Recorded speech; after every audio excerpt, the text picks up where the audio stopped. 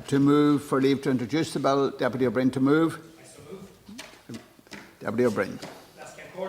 As every deputy in this House knows, rents are out of control. Average rents across the state for new rentals are currently at €1,400 a month. In Dublin City, the figure is €1,700, and in South Dublin, including my own constituency, entry rents are now on average €2,200 a month.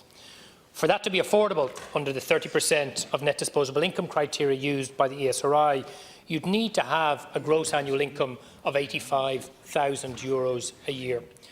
There's a growing number of people, many of them young, but some of them at the later stage of their working life, whose incomes are between €35,000 and €75,000, who simply cannot afford to rent accommodation at reasonable rates in our cities and increasingly in our towns.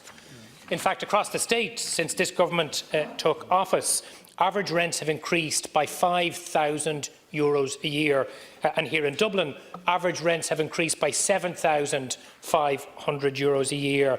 That's an enormous additional financial burden on working families, on young single people, and in many cases on students.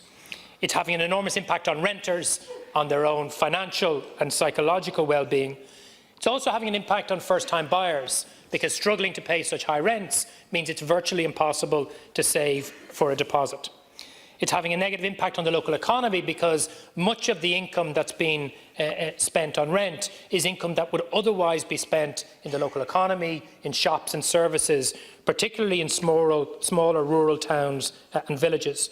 And employers are telling us it's having a big impact on wage claims, putting many, again, small and medium-sized enterprises in very difficult situations. Now, it's clear from the 3 years of Residential Tenancies Board data and daft.ie data that the rent pressure zones simply aren't working.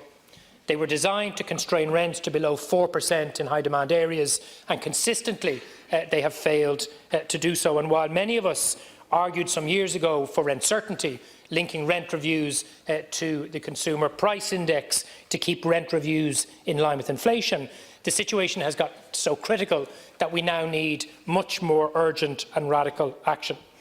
Sinn Féin, for a number of years, along with other opposition parties, has been calling for a rent freeze on all rents for existing tenancies and new tenancies.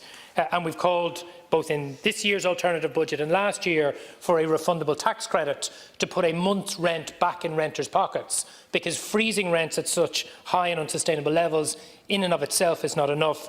We need to reduce rents as well. So the bill that I'm introducing today attempts to do both of those things.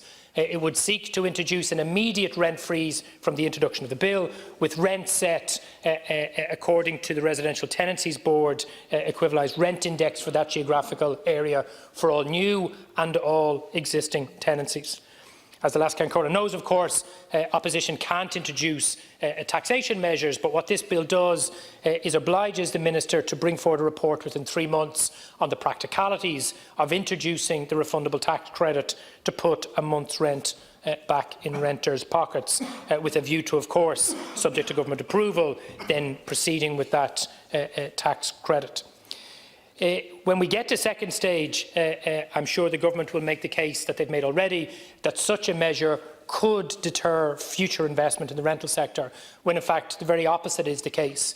Rental yields are now at such highs and institutional investors are able to avail of such generous tax breaks that I don't see how a measure such as this would have any impact on investors. But more importantly than that, we have to give renters a break. Rents are too high, we have to stop them rising, we have to bring them down, and this bill is intended to do just that.